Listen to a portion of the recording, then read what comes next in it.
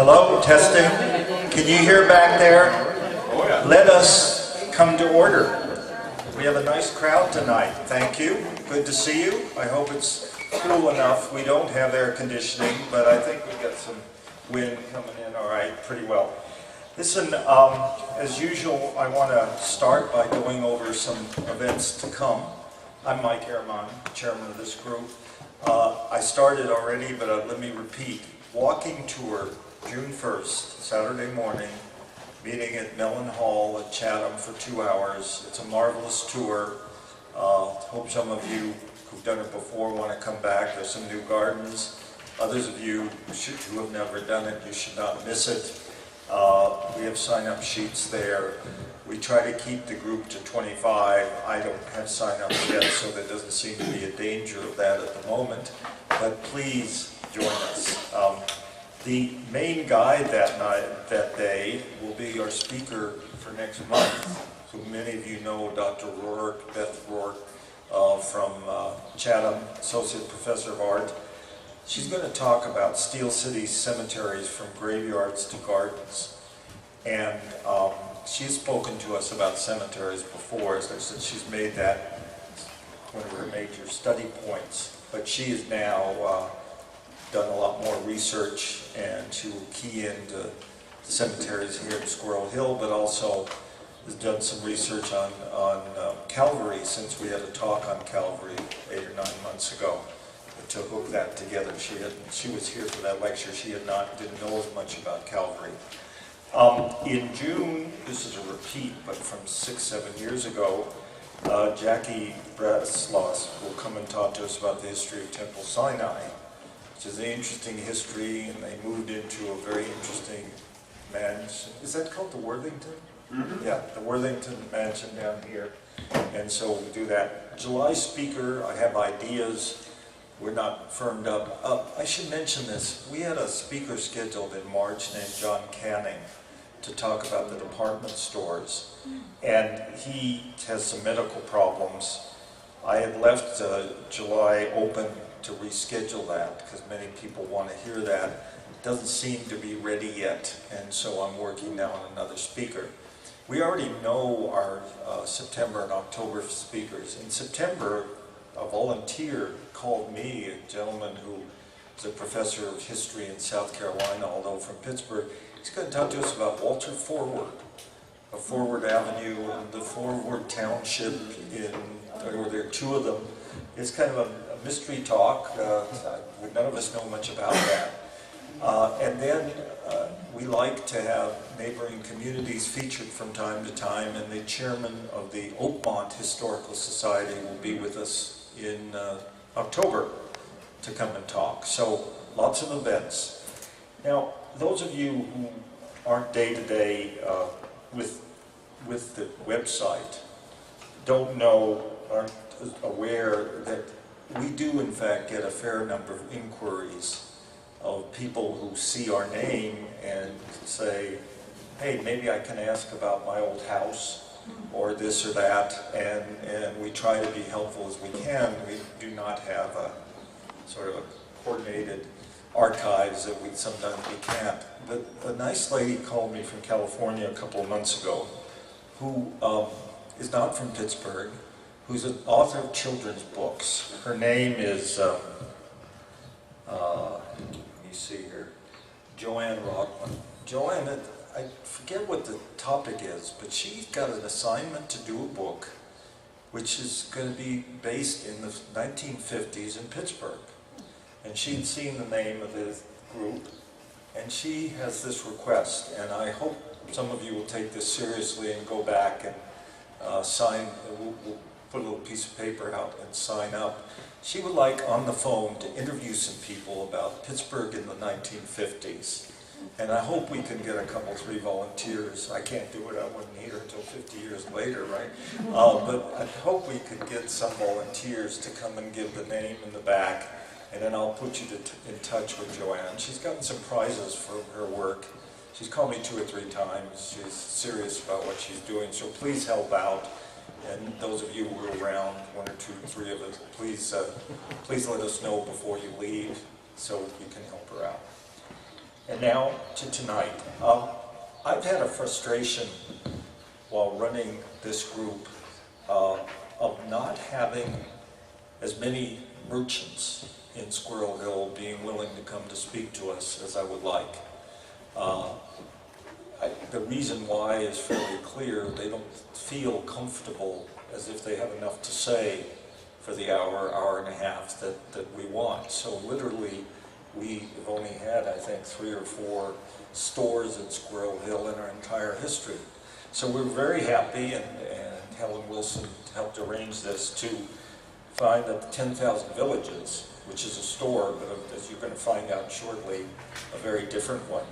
But 10,000 Villages was willing to come and talk about their very unusual history, both nationally and here, and so I'm very excited about it. And we'll start out with Karen Horst, who's the voluntary coordinator and outreach manager, and we'll go from there. I'm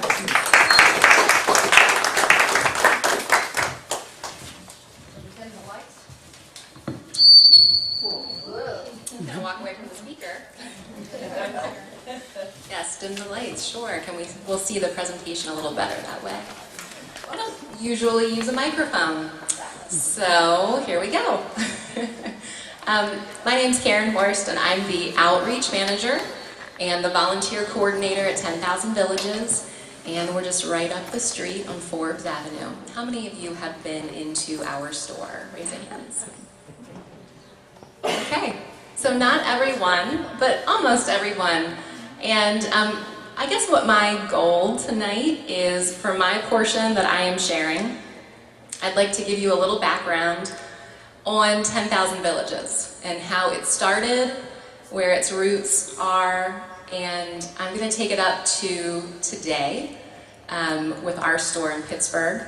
And then I'm going to give it over to Sue Schneider. Sue is a founding member of the store, and she's going to share the experience of opening that store and all the work that went in before and up till today. And then with every presentation that I do, I'm going to share a little bit about what fair trade is, because that's what we practice in our store, fair trade. So we're going to end with that, and I'm also excited to share an artisan video. You'll see some of the artisans we work with and what they're doing and why all of this matters. So to begin, we will start with this slide. I include this in all of the presentations that I do, and that's part of my job. I enjoy speaking to groups of people. Second graders, I think, was the youngest group that I spoke with at St. Edmunds, and then it goes up through college and, well, high school, college, and other organizations like this. And I always give a little bit of an introduction to the background, but I've never focused an entire presentation on the history. So it was a really fun discovery for myself to learn all the things that I learned on this journey. So I am not an expert on everything, but I am really happy to share what I know. And so what I always start with is the information about our background as a store. This is a picture of Edna Ruth Byler, and she is the woman who started it all, and I have a lot of great information about her. But we are 10,000 Villages is one of the oldest, largest fair trade organizations in the world. So we're not just one store, we are many stores across the country and Canada. And in fact, we sell to just about 400 stores in the country, in the United States alone, and then we have about 200 stores with the name 10,000 Villages, so that gives you a little bit better idea. So it was all started in 1946 by Edna Ruth Byler, and what developed into 10,000 Villages today wasn't always called 10,000 Villages. In fact, it started as self-help crafts, and the name changed over in 1996. That's when it became 10,000 Villages. Before that, it was run through the Mennonite Central Committee, and MCC is what they're referred to. Has anyone heard of this group, MCC, Mennonite Central Committee? A couple people. So this is something that I did a little extra research on and found some interesting things. And also, 10,000 Villages is a founding member of the World Fair Trade Organization, which is a group that basically outlines what fair trade is. So 10,000 Villages has been a part of that and the definition from the very beginning, as well as a member of the Fair Trade Federation, which is another organization that helps to classify what is fair trade. And especially with us, we work in handicrafts mostly, so they help to distinguish what that means and who is fair trade. So we're also a member of that. So that's basically the beginning. Mennonite Central Committee. I'm going to grab my water.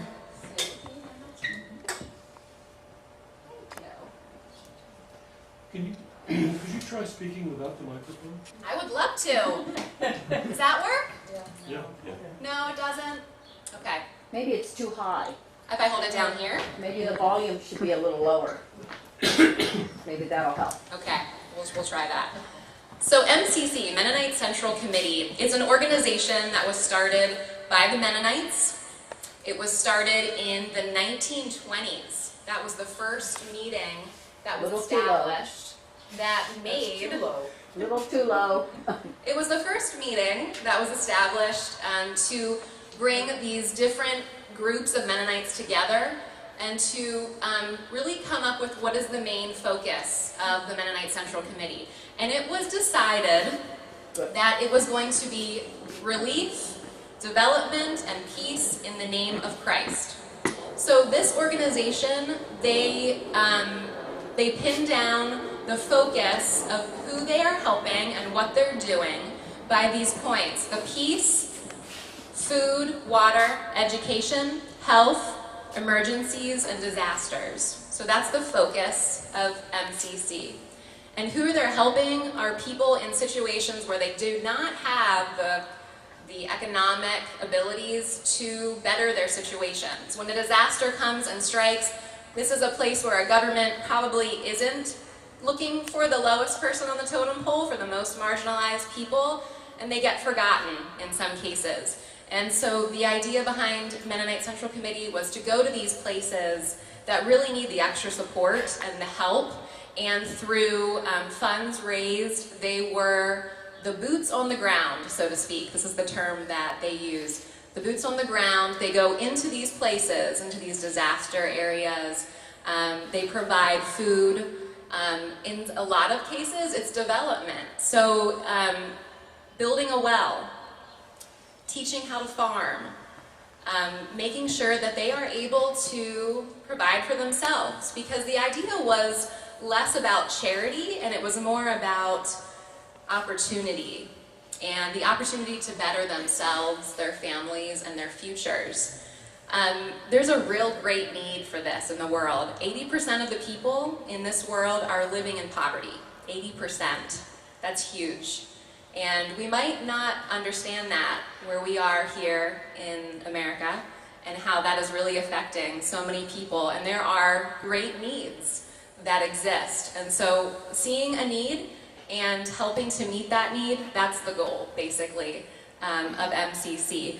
And really great opportunity. I brought along tonight some photos that I'd like everyone to take a look at afterwards. We have a volunteer in our store who, his aunt was working with MCC, and she helped with relief and aid in China in the 1940s. Wow. And there are photos here tonight of refugees getting off of the trucks. You can flip it over if you're very careful, and you can see the sacks of flour and the bread and what they were supplying, those basic needs of food. And you know, in this time of need, there's even pictures of the refugee camps, which I think is just very fascinating. So please take a look at that afterwards. So through the focus on these key needs and issues, this is where 10,000 Villages starts to arise. And 10,000 Villages, we're just going to call it that, even though the name has changed throughout the years. 10,000 Villages started with that one woman. And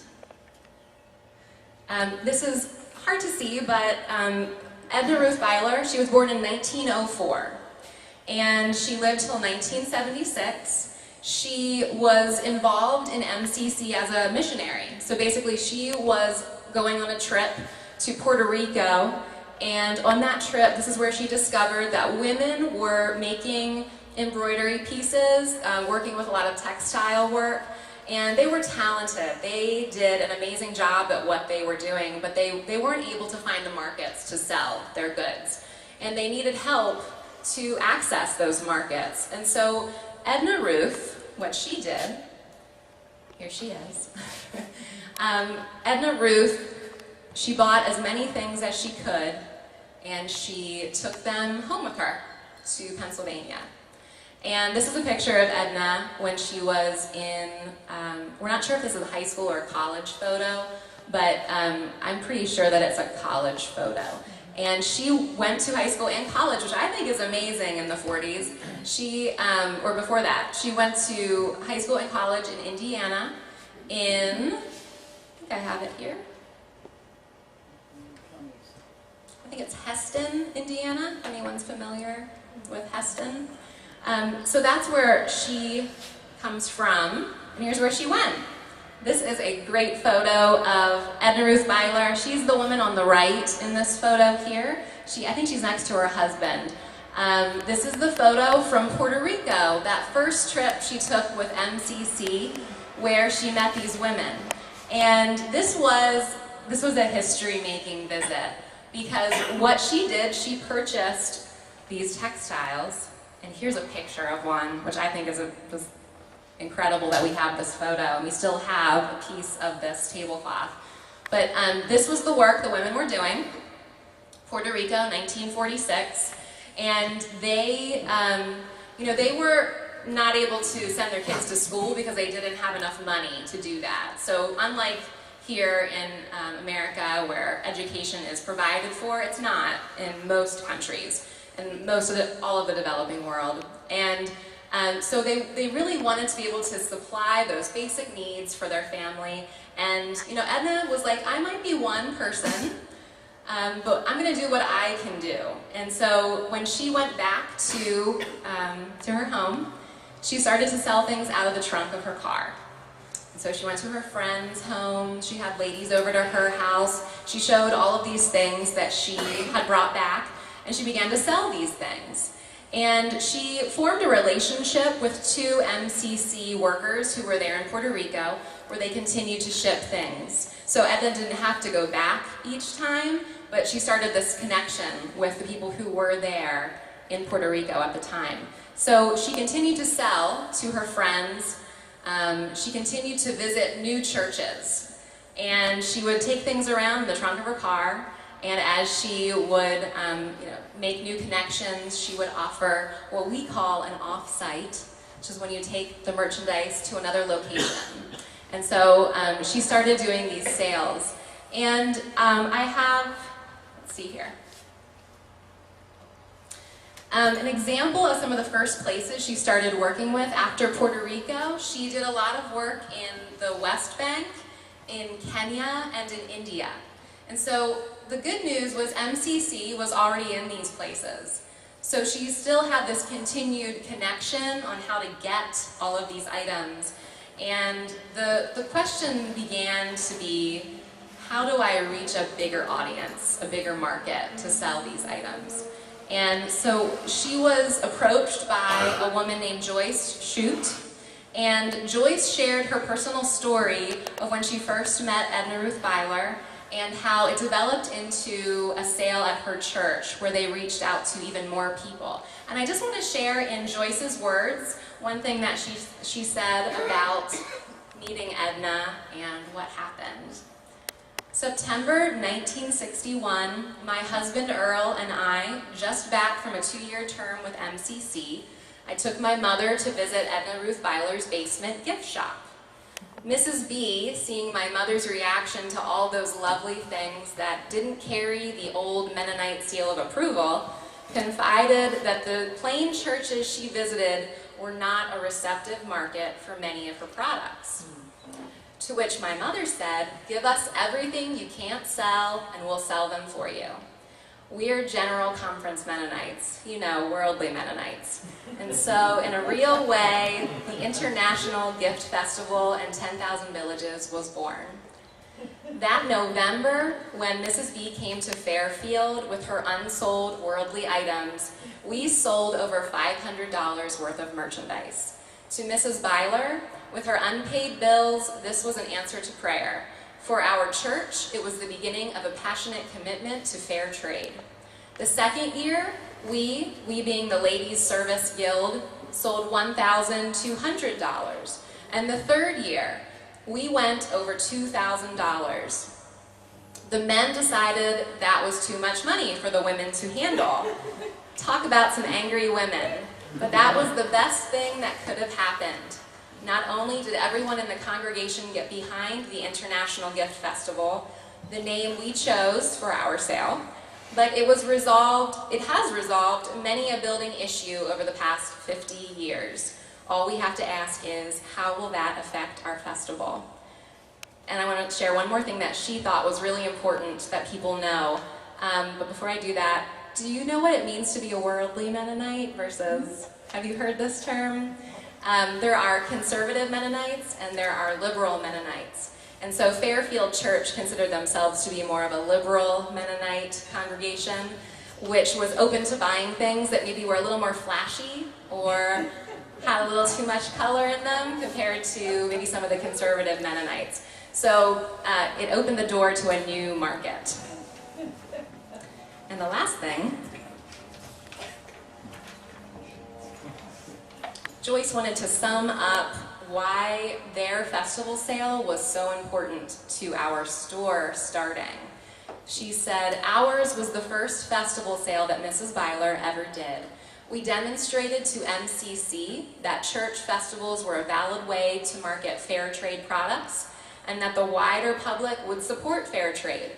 It was those early sales in Fairfield, Quarry, and Sugar Creek that helped MCC recognize Mrs. Byler's vision as a logical extension of MCC's mission. Without our festivals demonstrating a viable market system, 10,000 Villages might never have happened. In 50 years, this congregation at Fairfield, they sold $2,256,394.02. And it's amazing. And she says, and Mrs. Byler would have said, to God be the glory, for that's where the credit really lies. So I think this is an amazing story that Joyce shared to kind of understand how it really went from being just this group of people through MCC that wanted to provide opportunities to marginalized people in developing countries. It went from that vision and it became the company that it is today with lots of other steps along the way. I brought this photo of two items that are technically a month ago, they just became obsolete. I can't get these for anyone anymore. But, so unfortunately, I can't sell them anymore. But these are two of the first items that started to be produced in the West Bank and were currently still for sale. So thinking about 65 years later, we're still working with the same original artisan group that we started with. And I'm going to share later about what that means as far as long-term relationships. But this group that I have chosen the photos from is called Sorif Women's Cooperative. And they work with 200 women in the West Bank, and they started in 1950. They were founded in 1950, and then we began working with them in 1952. And they do make shawls and embroidery pieces and those kinds of personal accessories as well. Okay. And I think that is the one of the maybe most or the oldest photos of Edna Ruth that we have. So what started in the basement of this woman's house, and this is her house in Lancaster County, Pennsylvania.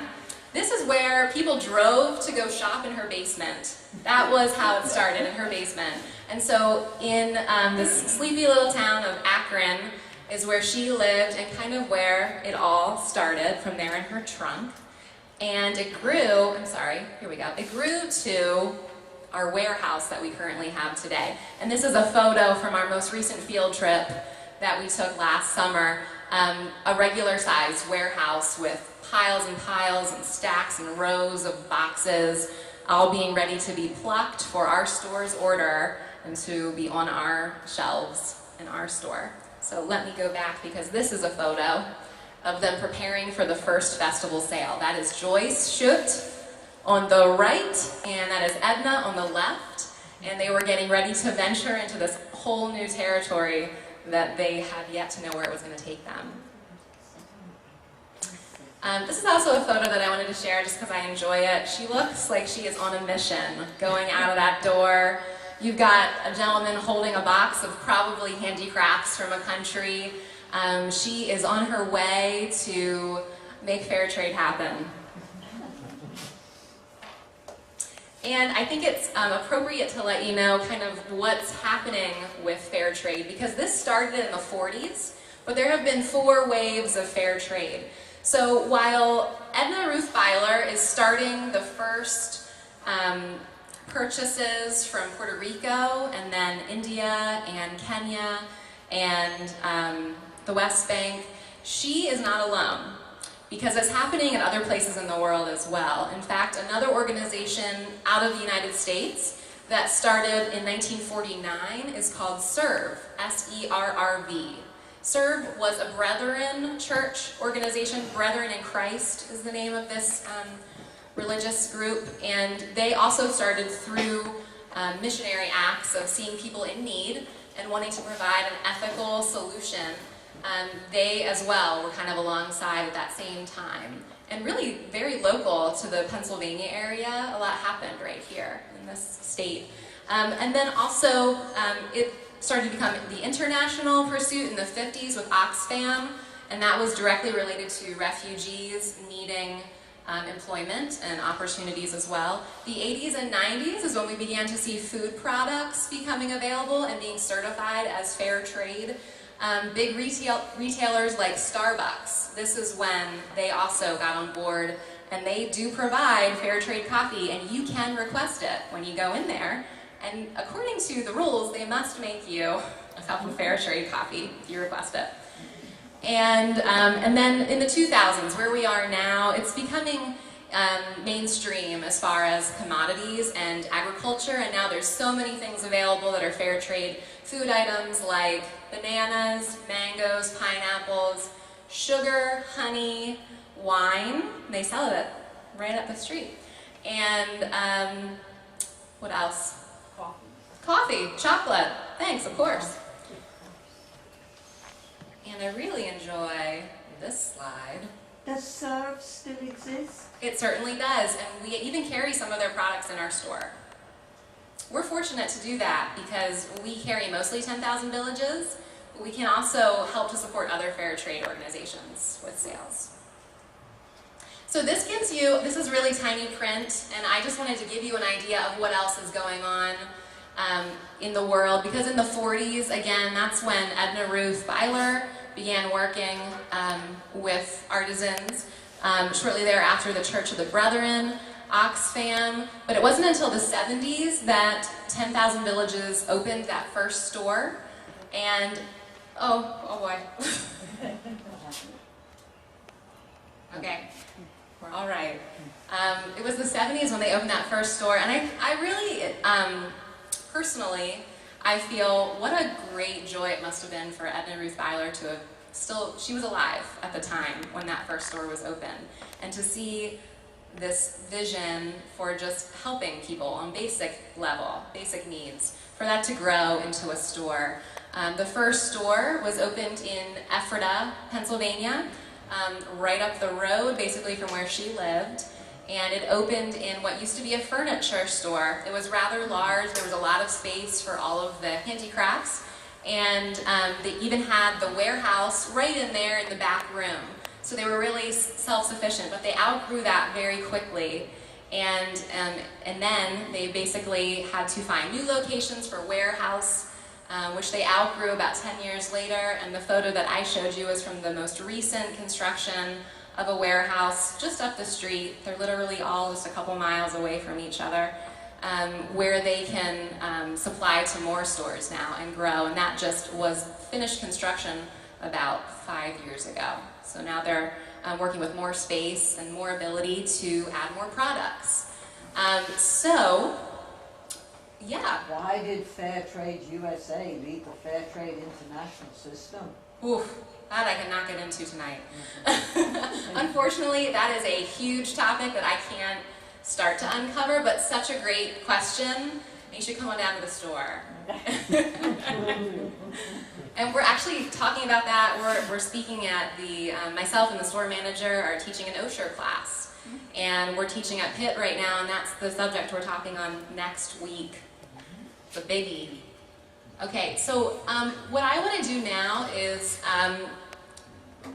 just because of, I think, a time, we're good? Okay, well then let me just put it back on that for a second so it's still more light in the room. Where we're at today, I mentioned that we're selling to just about 400 stores. And in each of those stores, some are like us where they're able to carry other products. But there's other stores that have just 10,000 Village products, and I do want to talk about the long-term relationships that we have with our artisans and why that's so important, and making sure that we are purchasing mostly from those artisans and supporting them. The other point that I want to make before I hand it over to Sue is that the addition of an online store has been very exciting, because in this world that we live in, you need more instant shopping, and that has provided a store in everyone's backyard. So even those states that we haven't put stores in, like some of the western side of the country, we have one store in California, we have one store in Washington, and so it's hard to have access to those products, but now you can just shop from anywhere in the country, and also Canada. If you're from Canada, there are stores there as well. Any quick questions about that part of the talk that I can answer? Or do we want to hold those for the end? We'll go. Take a question. Yes, sir, what was your question? Most of the stores are in the east then? Yes, the majority are. In fact, Pennsylvania has about 10 stores, and that's one of the states that has more stores available. Indiana has a lot. Indiana, Goshen has a store that's been there for, I think they just celebrated their 35th. Sort of depends on where the Mennonites are, too. Yeah, where are the Mennonites? Good question. The one I know in Indiana is, I think, Church of the Brethren. If it's Church of the Brethren, then I would bet that it's a Serve store. Yeah, they're very similar in the way they look and the items. Even work with some similar artisan groups. And there's a question here? An online presence? The online shopping? Yeah. Yes, anyone can access from the website. You can have access to all of those items online, and they do the shipping to you directly. Yeah. I think not all items that are in the store will you find online, but Yeah, that's correct. there is a goodly amount online. Yes, sir. Is there a central monitor to make sure that fair trade is being carried out? Who is making sure that they're being fair? Yeah. That is through organizations like the World Fair Trade Organization. There are, like with food, there's labels put on everything. So in that case, they have to be certified fair trade. And that will be an audit that takes place. So these are organizations that do an audit of these groups and make sure that they are working fairly from those guidelines that I'm going to go over at the end. The other part of my question was, is there a distribution network for all of your stores? I would say the distribution network is our warehouse. That one warehouse that is in Lancaster County, Pennsylvania. That is where all of the items from all over the world, they get shipped to that location. And then they distribute those products to all the stores and all the online orders. Yes? Do a plug for your online thing. Some things you can't get in the stores, like the carpets. Your huge carpet collection is being sold online. Correct. So our store, we don't have any room for rugs in our store, unfortunately. But like the original store in Ephrata, Pennsylvania, they also work with artisans in Pakistan who are making rugs, and you have the ability to purchase them there, but you can also buy them online. I think there was a rug sale a couple months ago, which was a great time to buy a rug, but anytime is a good time. But yes, that's true. Yes? Who are the people who go to whatever countries they go to? How do they get in touch with the artisans? Good question. We have buyers. They're called buyers. They work from our home office, which is also in Lancaster County, Pennsylvania. In that home office, we have about 7 buyers who go to all of these different continents and work with all these different groups of people, and they are the face-to-face connection.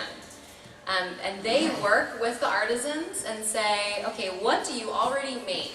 What are you already talented and skilled at making? And then they work together through design collaboration to create products that'll sell in North America.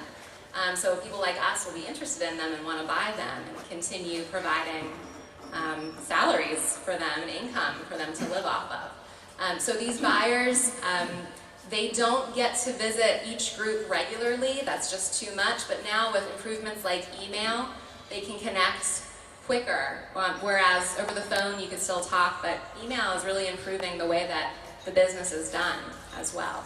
And where does the information come from so these buyers know where to go? Thank you, your other question. Well, you know, MCC had a lot to do with that. So where they were going to supply relief and aid to groups of people, they were also working in development with those people, and that's where a lot of the first connections were made. So you know the saying, you give a man a fish, he can eat for a day.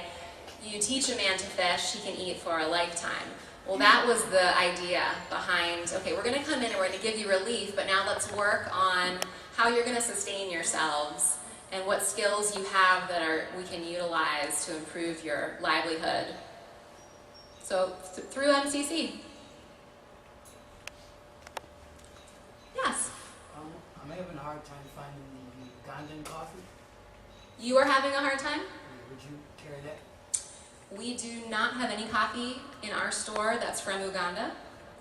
We recently added Congo coffee, which was a big achievement to be able to export that and to have access to those markets and roads. But no, we have Equal Exchange coffee, which is also, you can find that at some other locations in the area, but none of their coffee comes from Uganda. And at this point, Level Ground would be the other fair trade coffee company that I would investigate and see if they might carry it. Yes? Let's take maybe just one. One, and then There's one there and two, take we'll two. have some One more and two. time Yeah. too. Yeah, go right ahead. I was going to ask, how much missionary work goes on hand in hand with your business? That's a good question because I missed that, and I'm glad you asked it.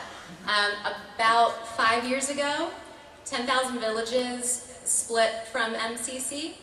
So though there's still an influence there because of all those great connections that have been made, of course, in bringing this store up to where it is, it became its own independent organization aside from MCC. So there is no direct correlation between the missionary work, but it did establish a lot of the groups that we work with today. And so it did have a big part in knowing who to help and where to find them. And there was one more over here. Yes? One of your stores is in Alexandria, Virginia, where my son lives. I don't know if you knew that.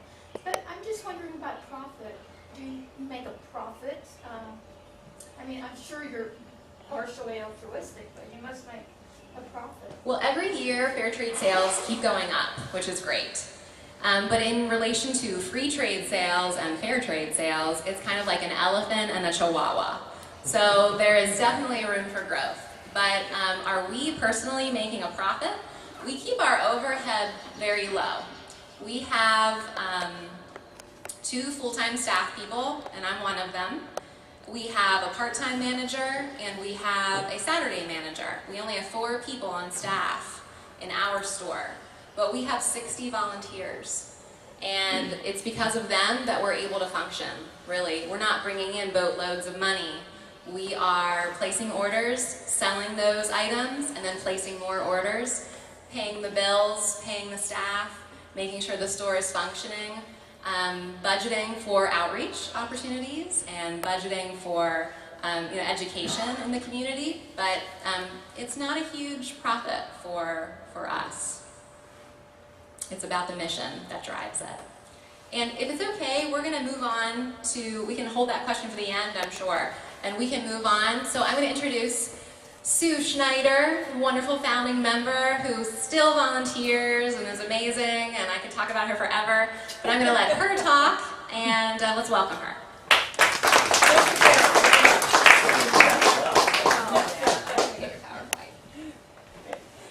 Yeah, she has a PowerPoint that I've prepared that Karen has been talking beautifully about the history of the larger organization, 10,000 Villages, and I will be talking principally about what I know, which is what happened here in Pittsburgh that made the store over there on Forbes Avenue happen.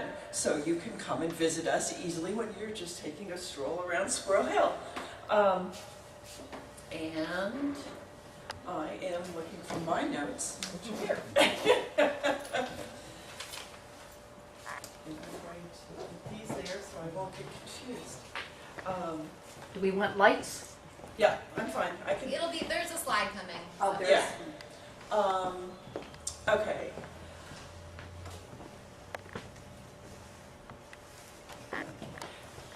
My first slide is how to change the world. That sounds like a big project, right? But that's really what those of us here in Pittsburgh wanted to do when we got started. And the first thing that we needed to do was to find the story, find our own stories. And I'm going to tell you about my story, and then I will tell you briefly about two of the other founders' stories, and we're going to look to see how this all happened through these steps. Find a story, develop a passion, inspire others to help, and then just keep doing it every day.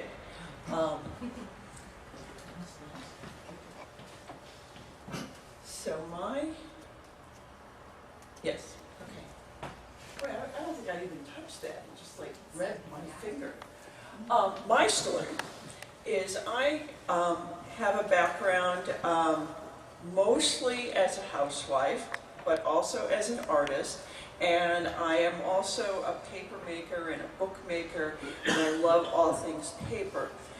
Early on in finding out, going to visit the store in Alexandria, Virginia, and seeing the handmade papers that were being developed by the artisans in Bangladesh, and this is their thing.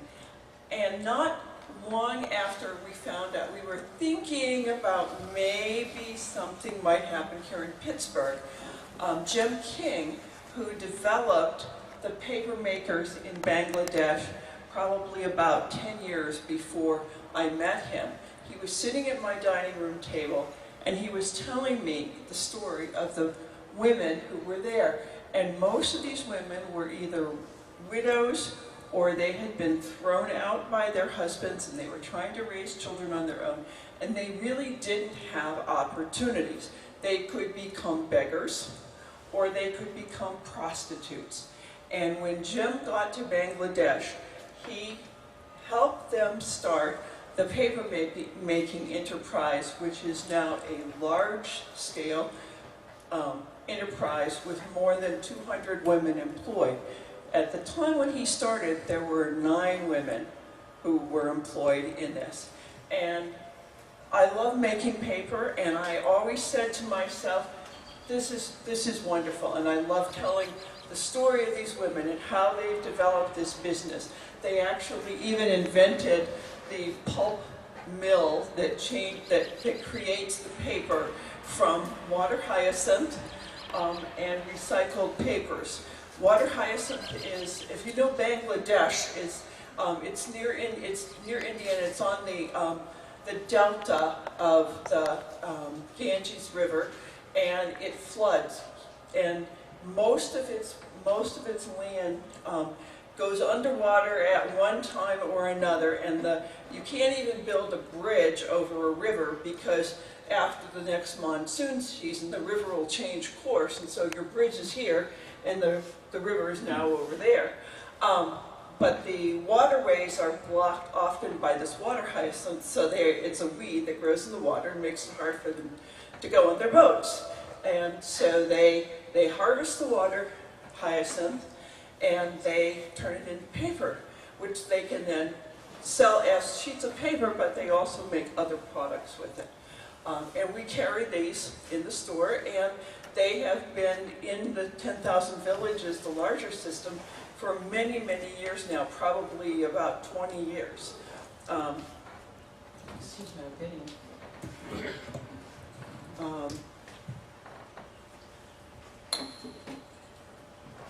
So my love of making paper inspired me, and this gave me the opportunity to tell this same story about the paper-making women as we went about creating the store here and going out and telling our story, trying to inspire others. So this is my story of inspiration, and I actually was able to go visit them on a learning tour in 2002, so several years after we started. And this is me here making a sheet of paper, which of course they put back in and said, okay, that was fun. And this is producing some of the product, and this is one of the women who works there. Her husband has been unable to get very much work, so she's the primary caretaker or wage earner. And the other thing that I think, these are sheets of paper drawing, but look at these houses back here. Those are not actually houses, those are shops. And because there's 200 women employed making paper, one of the things that happens is community development. The women have money when they leave, and there are shops there for them to buy their groceries, buy clothing for their kids, whatever they need, the supplies are there. And so the fact that the women make and sell paper and handicrafts has this ripple effect throughout the community to provide additional benefits. And I think that was something that I didn't really realize until I had a chance to visit them. So I'm getting off track. But that's my story. The paper makers of Bangladesh are one that's very close to my heart. One of the other people that got started was Marie Fowler. She worked at the Forbes Travel Agency on Forbes Avenue. Does anybody remember Forbes Travel Agency? She worked there, and she went to Niagara Falls. Oops. She went to Niagara Falls. There's a Niagara Falls postcard, and she's found a 10,000 Villages store there at Niagara on the lake. And she said, "Oh, that's a cool place." And so I'm going to take this basket, which actually comes from Bangladesh, and I am going to put my sheet of handmade paper into the basket. And I'm going to put Marie's postcard, because she went there, she saw the store, and she said, "That's a cool thing." And then, and she became our first manager. And then we also had another fellow, Dave Carver, and he's the pastor at the Crafton Heights United Presbyterian Church in Crafton Heights on the other side of the city. And across from his church's youth group and across from the church was a nuisance bar. So I have a bottle of beer to represent the nuisance bar. And I'm going to put this all in my basket. And I'm going to put the lid on. And we'll let that ferment. Oops, no, this one. There we go. And how this all came together, there was a group of 57 missionaries from many Presbyterian churches. There are 40 Presbyterian churches in Pittsburgh that have sister churches in Malawi, which is this right here, country in South Central Africa. And we have partner churches that started in 1991, and we went on a trip to meet with our partner churches, and this gave us a chance also to meet with one another. So Pittsburghers from different churches met each other and had a connection in Malawi. This is Dave Carver over on the far side there. This is some of the people, and there are actually several of the founders that were on that trip, about 5 of us that came when we came back, and this was in 1995. Early in 1996, we started meeting at Dave's church over in Crafton Heights, and we incorporated because we were interested in helping people we met there. This is some of the first artisans we worked with. This is at the Mossy Mission. There's wood carvers starting to cut up a piece of wood, turning it into lumber. This is Philip, who this one is Philip, and he has his wood carvings. And this is Gilbert, and he was a painter. And we worked with artisans we met there, and we were looking for, just like Ruth Ann, we wanted to find an outlet for the artisans we met in Malawi to sell their work. So we hooked up with them.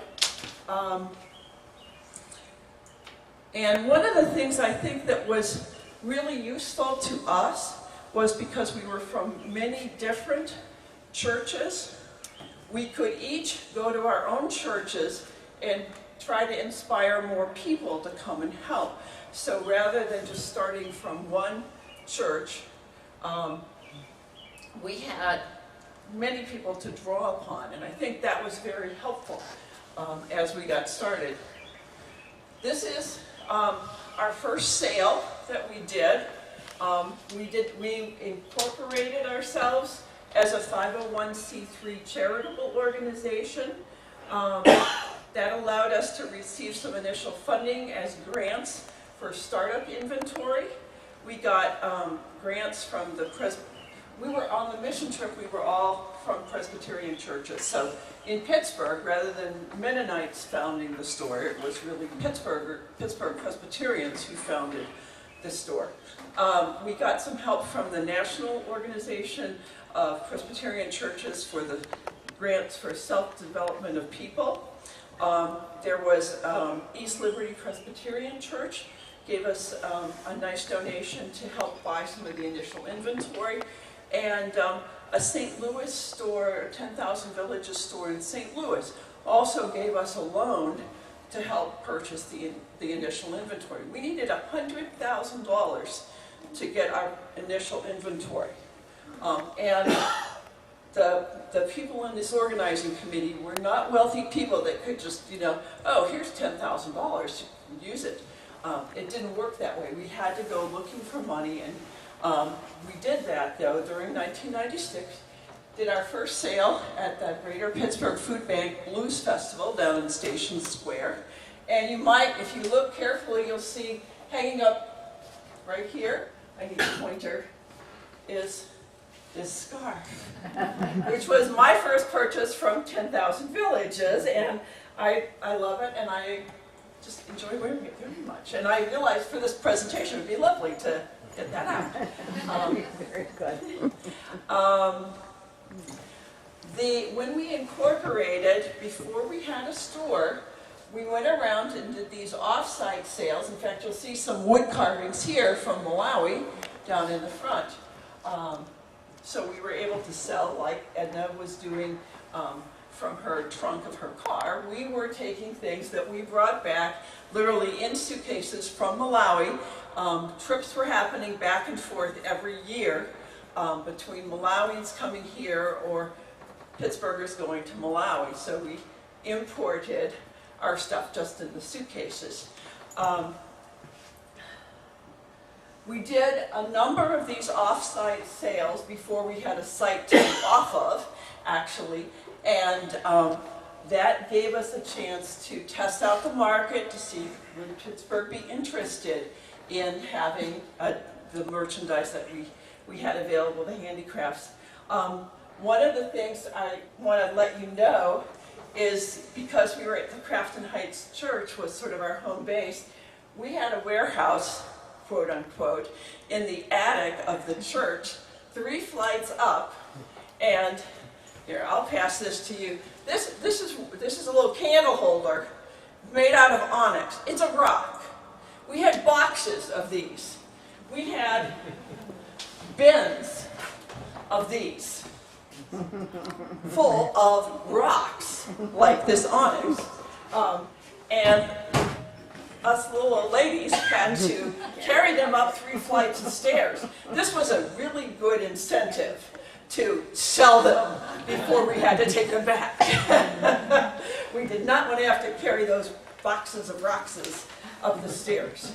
But one thing led to another, and we started in 1996. By 1998, we were ready to open our first store. And we looked very carefully at a lot of places in Pittsburgh. We looked at the south side, we looked at downtown, we looked at the north side, we looked at Squirrel Hill, we looked at Shady Side, we looked at Oakland. The demographics and the pedestrian counts that we did, checking how many people walked across that part of the street, told us that Forbes Avenue in Squirrel Hill was the best place for us to put the store. And that's exactly what we did. We found a little tiny storefront. I'm telling you, this was, how many remember the old store when we first opened? It was 10.5 feet wide. You could do this and touch the walls, basically. It was amazing. But it had been Dahlia's, which was a jewelry store. And the store, because it was a jewelry store, I guess I don't know what their thinking was, but the whole inside of the store, 10.5 feet wide, remember, it's like a skinny little store, just an alley almost, between the walls, was all painted black with black carpeting. Some of the walls had black carpeting on them. I think they must have just done spotlights on the cases. But we found this place, and we said, we can rent this, we can afford this. So we transformed this store into our bright, friendly little store. And there we are, putting up the sign for the first time. That's Dave Carver up there, Pastor Dave Carver up on the other, putting up our sign, and this down here, other volunteers, me included. And we had my husband there is out in our driveway, and he's cutting all the shelves, and he's cutting, the pedestals, some of which we still use in the store today. And here's painting the pedestals, here's putting up wallpaper over the boards where we had ripped the black carpeting down. So we had to do a lot of preparation to get this space ready, and then the first merchandise arrives, and it gets really exciting. And here we are. You can see how wide the store is, though. Look at that, it's piled with boxes, and there's the alley. I mean, there's the little walking space between the boxes. And sort of like, okay, now we've got all this stuff, where are we going to put it? So we got it set up, and it became our little store. We opened in October of 1998, and we opened with a dedication service because we were truly inspired to do this as a mission. We are not proselytizing, but we were inspired to make this store happen for the benefit of the artisans. Anyway, yes. This is Marie Fowler. She was the one who went to Niagara-on-the-Lake, and I forgot this, okay. She went to Niagara-on-the-Lake. Here's my Niagara Falls, my bottle of beer, my handmade paper in here. Our stories all came together, And what happened? Ta-da! We became 10,000 villages in Pittsburgh. Okay, my magic box here. Okay. It would be better if I knew what I was here. Okay, so Marie was our first manager. She had been a travel agent across the street at Forbes Travel. None of the rest of us on the board had any retail experience whatsoever. Luckily, the Mennonite Central Committee had set up a number of stores, and they really gave us a lot of help, and they told us how to do it, and they were right. So we've done it, and this is our friendly customer service. Some of you may know Carol Cohen over there in the pic.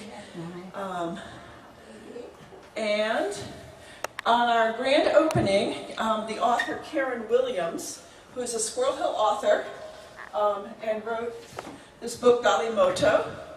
And a Galimoto are these wonderful little wire toys that kids in Africa make, and the story is about it. But she came and she read at our grand opening, and she was actually the first customer to buy something in the store, which was kind of nice. She wasn't the first person to walk in, but the first person to buy something. And here's our dedicated volunteers. This is only some of the many, many volunteers that make it possible for us to do what we do. And I just wanted to let you have a view of them. They are what makes it possible for us to keep doing what we do. If we didn't have the volunteers, we would not be able to afford to do what we do. In fact, you should know too that the larger organization, 10,000 Villages over in Akron that Karen was speaking about, uses a lot of volunteers in their warehouses and otherwise throughout the whole system. And it was time to move and grow. In 2002, we moved from this little store here where it says Mainframe there. That was a skateboard shop that moved in after we moved out. They moved in there, we were that big, and then we moved to where Downlow Optical had been, and that gave us twice the width that we had had before, and that's the store that we are still in today. And we do a lot of special events, and I think it's fun to let you know that these were Girl Scouts who were paper macheing an elephant for us. For Elephant Appreciation Day, which is an event that we have done several times. We were lucky that the 2 most recent years that we did that, I believe the zoo cooperated beautifully by having their elephant have babies the same week that we had our Elephant Appreciation Day. No coordination, but it was very nice of them. And I put this picture in because when we have our events, they're usually out on the street, under tents on the sidewalk, and we have drumming circles, and we have exotic dancers, not that kind of exotic dancers, but exotic dancers and belly dancers, and this is an Indian dancer. And when there's something like that going on the street, the belly dancers especially, I noticed when I was out there, you'd see these teenage boys in their car, driving by real slow and looking, and then pretty soon they'd come around the block and they'd look again. So we try to make Squirrel Hill a more interesting place. And the Passport to Adventure program there was something that we did in cooperation, a reading program with the Squirrel Hill Library. And a lot of our special events have community tie-ins, and that gives me the cue to let you know that coming up this Saturday, you are invited to go green with us. We're doing a special Earth Day related program, and we'll be working with the Center for Creative Recycling and Pittsburgh Creative Reuse is yes. And then the East End Food Co-op. And the East End Food A Co-op. local artist, and free basil plants with every purchase. And you get a free basil plant with every purchase. So come buy a little pot, and you can put your thing in. So that's the end of my tale, and I'm going to pass it back to Karen if we still have time.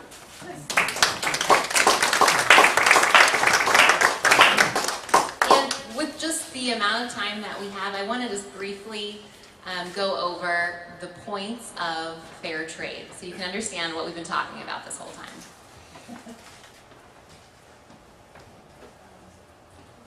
I'll go fast.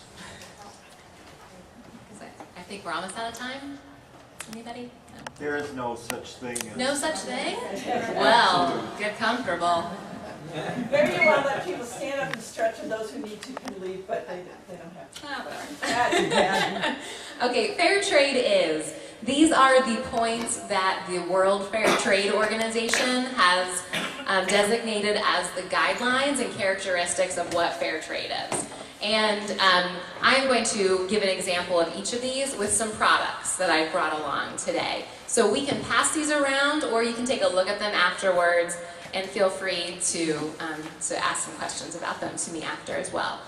So I'm going to break down each of these points, and we're going to move a little faster than that. And while she's talking about products, did the rock, the candy products, it came around there? It did, yeah. Right here. We are going to start with the first one, which is creating opportunities.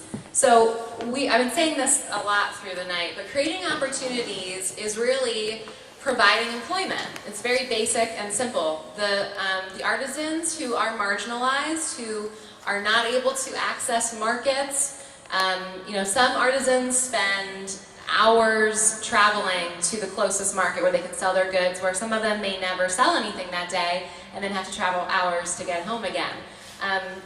Working with these artisans, it provides an opportunity for steady employment, because the goal is to take them out of poverty and to make sure that they can rely on a steady income. When you can rely on a steady income, you know that your next meal is coming, and it takes a whole level of stress out of living. And when you can do that for 12 years, you can change the cycle of poverty in a village.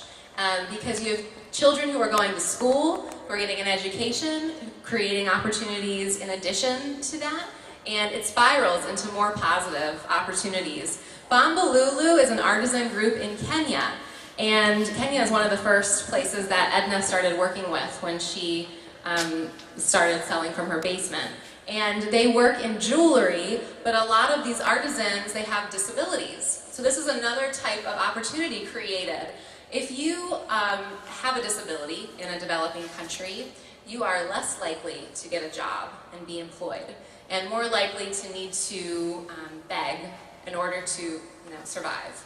So this is an artisan workshop of people, some may be blind, some may be wheelchair bound, but what they provide is a place to live right there. So you don't have to worry about trying to get the bus to come to work every day. They have housing supplied, they have medical care supplied to these artisans, and they create beautiful jewelry, and I brought along some examples today, so we'll pass it around.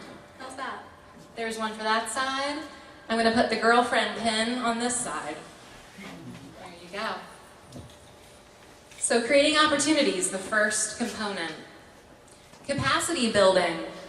This idea ties into creating independence for that artisan.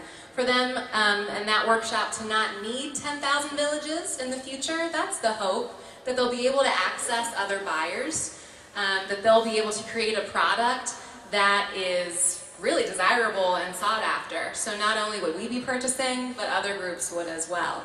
And when you are able to build independence, you're able to take yourself as artisans to another level. And one thing that is really useful in capacity building is this idea of consistency between products. So every product is going to look the same. All of those candles are going to be 2 by 3. Each one is going to look like the last. And that's because North American markets are used to that cookie cutter mold that comes out of the factory line. So everything looks identical. And so that's one thing an artisan maybe isn't very aware of to begin with.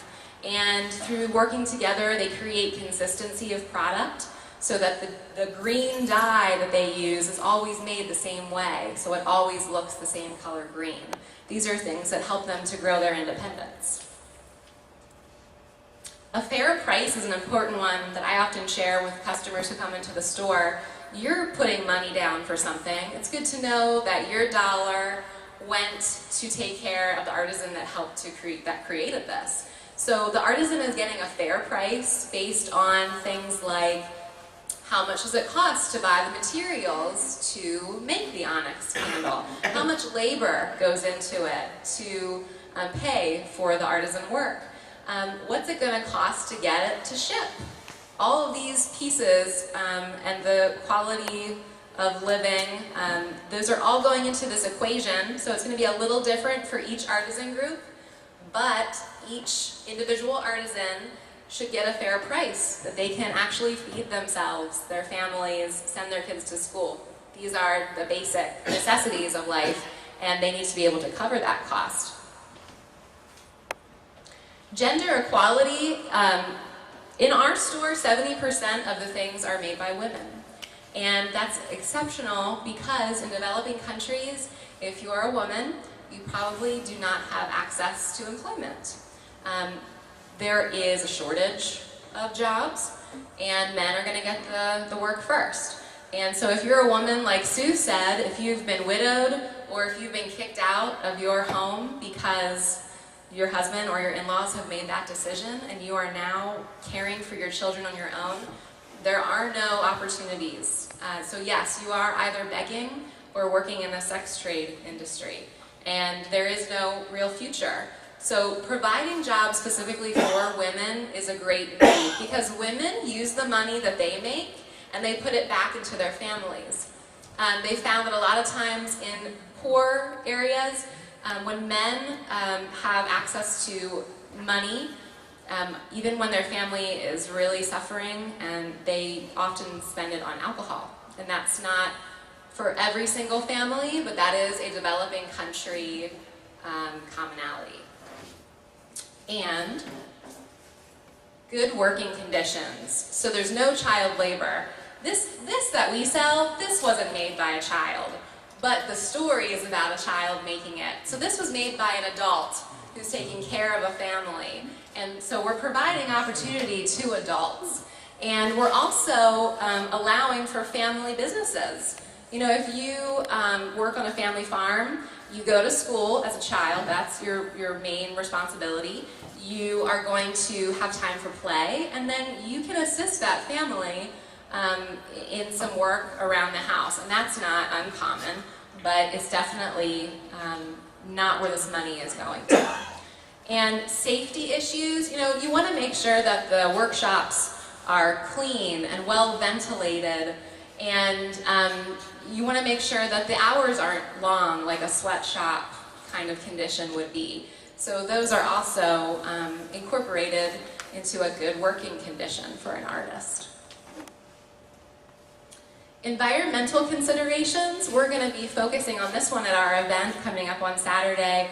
But remembering that when you're making these handicrafts, you are using materials that are available to you, and you're also making sure that you're not using a product like wood, for example, where you would be deforesting.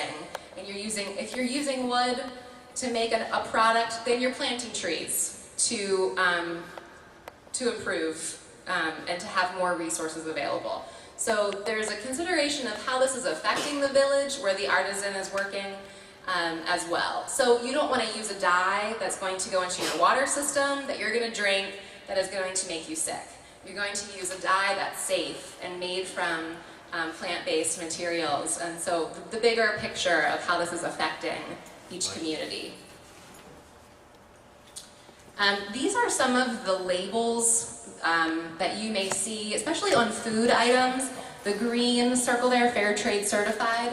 You're going to be seeing that label on like bananas. It was this guy, so maybe that looks familiar to you, but they're processing, there's a transition that's happening to this new label.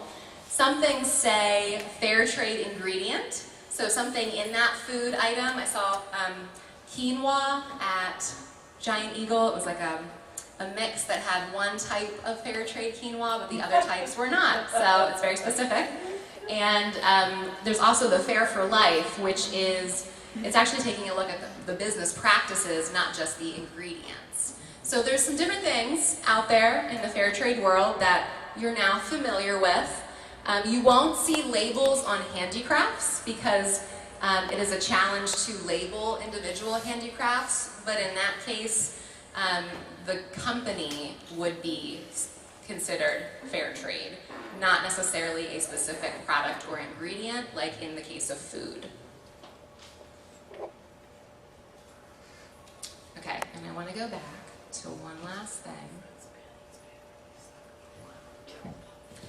I talked about long-term relationships, and I want to just comment one more time about that. Artisan groups depend on consistent orders. And so we have made a promise to this artisan group. We're going to work with them, we're going to provide this opportunity to them, and we're sticking with them for the long haul. So in the case of when we add a new group to be part of our team, and we start to buy from them, for example, like Ghana is the most recent country we started working with in 2008. And we haven't added another artisan group since 2008 because we want to make sure that with the economic crisis that was going on here, as well as in places like Africa where there's definite economic crisis, we want to make sure that we can continue to place orders with these artisans and develop new products with them. And if something isn't working and it's not selling well, we develop something else that will sell.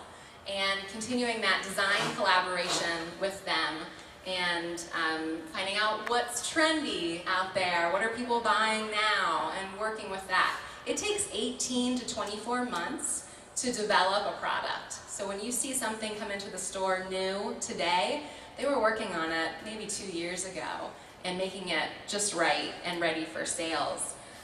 So that design collaboration is really big, the long-term relationships, and the other thing that I want to finish with is cash advances and prompt final payments.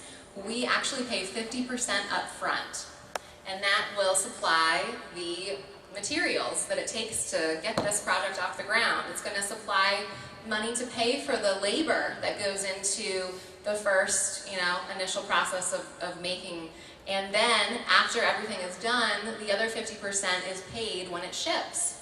And that's actually, if the boat sinks in the ocean, they've been paid because they cannot weather a storm like that, whereas a bigger organization like 10,000 Villages can.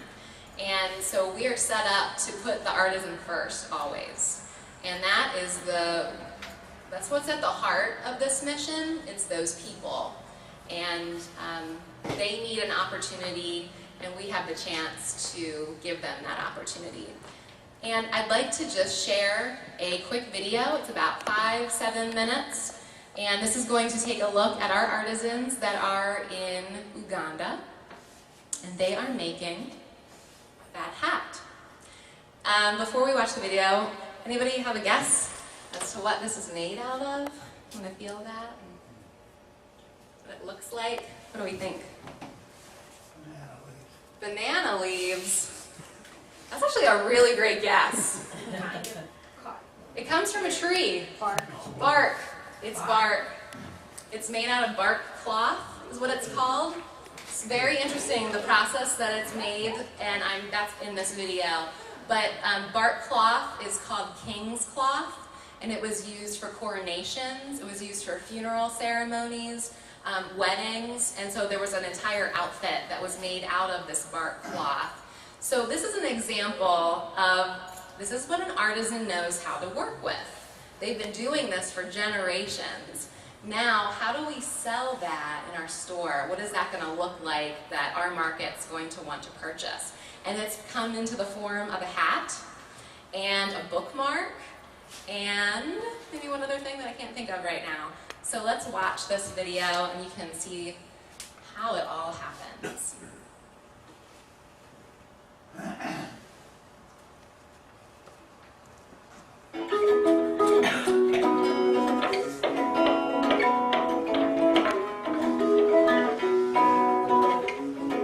One order of 10,000 villages benefits so many farmers.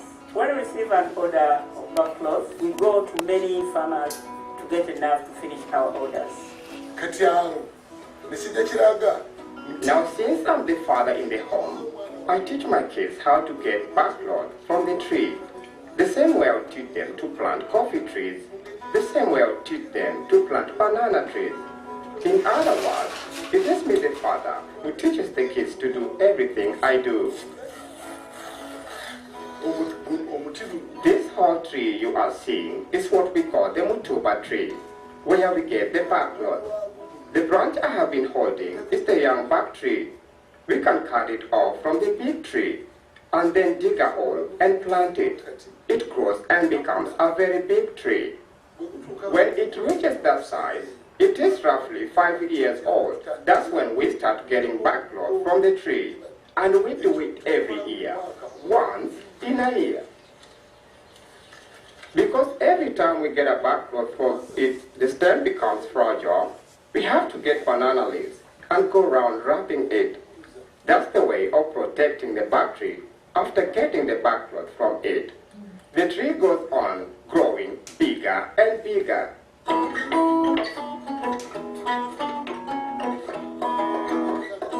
I've got the outer part from the stem. Then I had to get the backlog from the inner part of it. This particular backlog I'm holding, as you keep on hitting, it grows bigger and bigger. It goes on enlarging. It's more like elastic. So for this particular piece I have, it will expand to the size of this mat maybe, as I keep hitting. Every day I have to get this piece of backlog and hang it. As time goes on, it keeps changing the color. Now what we have here is what I call the fine backlog.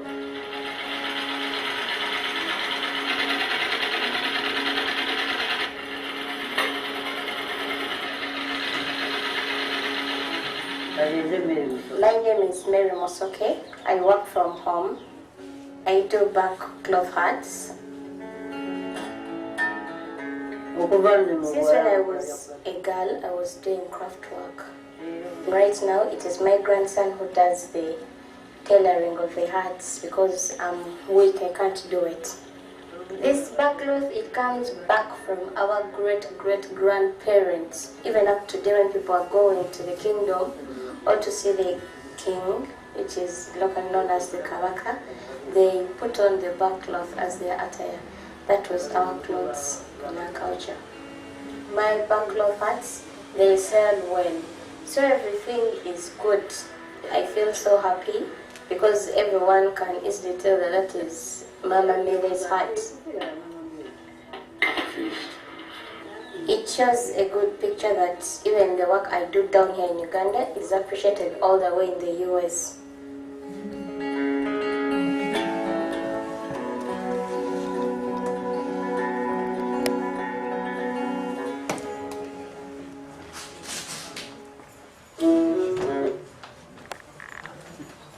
And I wanted to show one more thing.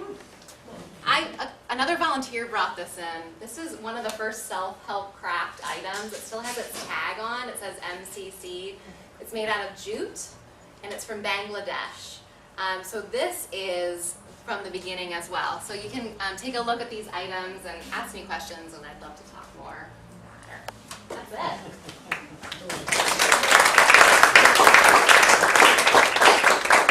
You know, we've been extraordinarily fortunate over the years that our speakers come and they work like mad to get ready for us, and boy have we seen that tonight. Thank you. She didn't know the history before, now she can give lectures at the university about it, right? I'll take 2 or 3 questions. It's a little late, which is fine, but if you have a couple, 3 more before we wrap up, please raise your hand and let's go. Anything else? Yeah. 10,000 Villages seems to be very fortunate in its shop designers and display designers. It's extraordinarily attractive throughout the year. Is there anything you can say about that? How that developed? What? Well, yeah, we have a design team. There's a design team at the home office, and they actually travel to all the stores to make improvements seasonally.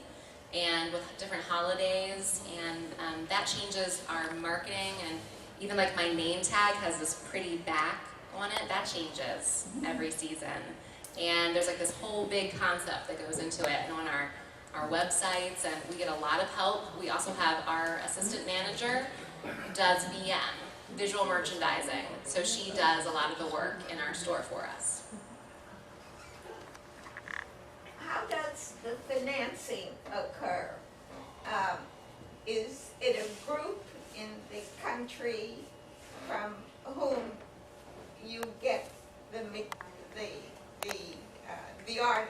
Well, the artisans are part of the group from which you get all the products, and you keep track.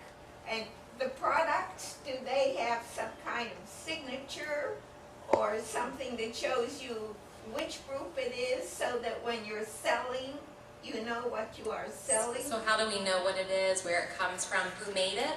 Yes. Those questions. Some pieces have a signature on, which is really great, because it draws attention to it being an art form, and that cut metal piece, I think, has a signature.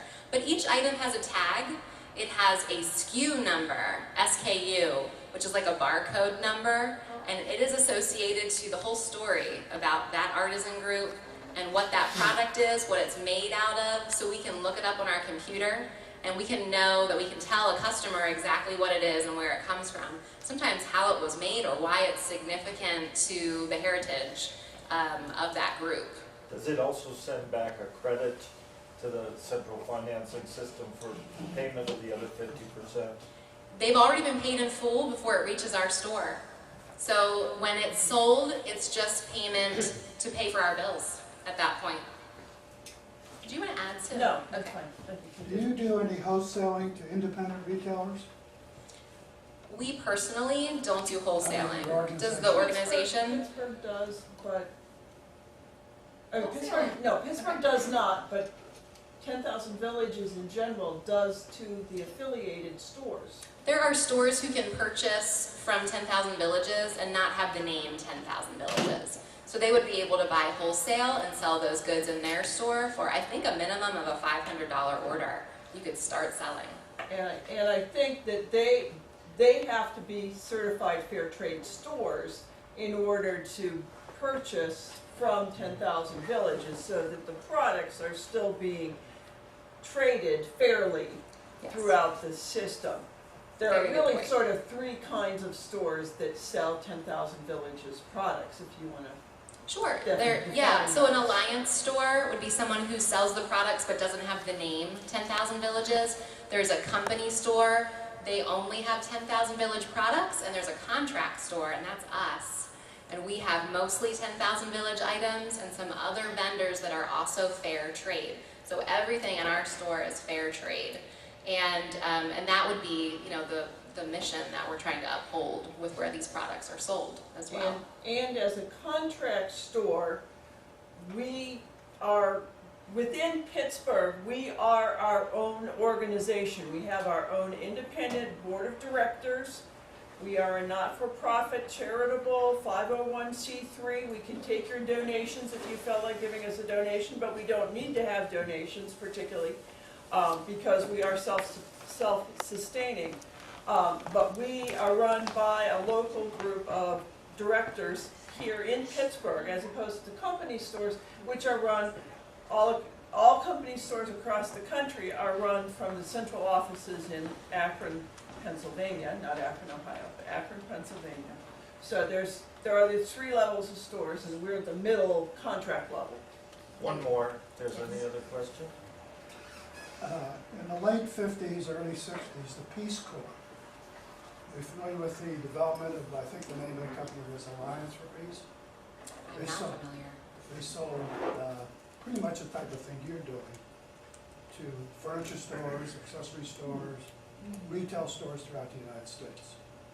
They were from all over the world. I was a buyer at that time, and I bought things from them. Alliance for Peace. Alliance for Peace? I don't know if they're still in business. Look it up. Thank you very much. By the way, these folks... I I just wanted to say, I had 2 announcements, but when you're done. Okay. Number one, these folks are so proficient that they're literally in 11 years only the second group that has come with a moving video that we've ever had. So, yeah, everything else has been still slides. Remember, next month, we'll have the talk on cemeteries. Please sign up for the walk. And I do need a few volunteers to talk to that lady about the 1950s. You come and talk to me before you leave. It shouldn't take more than 15 minutes of your time. Please help me out on that. And now, Helen. Hi, I'm sorry, I was going to say this at the beginning, but 2 things. In the newsletter on the back, Al Mann from the East Liberty Historical Society is planning a large exhibit and is asking if people have any artifacts or photographs they'd like to donate. They'll be in a secure location, and all the information is on the back page of the Peabody newsletter. High School. Anyone who went to Peabody can help them out, right? Yeah, just check it out. And the other thing is Mary S. Brown has a spaghetti dinner on May 4th, and as you know, that's the church and graveyard I research, and I'm planning to have the placards out in the graveyard again, so feel free to come and stroll in the graveyard. That's all. We'll see you soon. Thanks for hanging around for this presentation. I'm going to make one more pitch. Come on Saturday if you feel like being part of our special events, and if you want a reminder, there are these little green things like here that talk about what we're doing on Saturday for the Go Green 2013.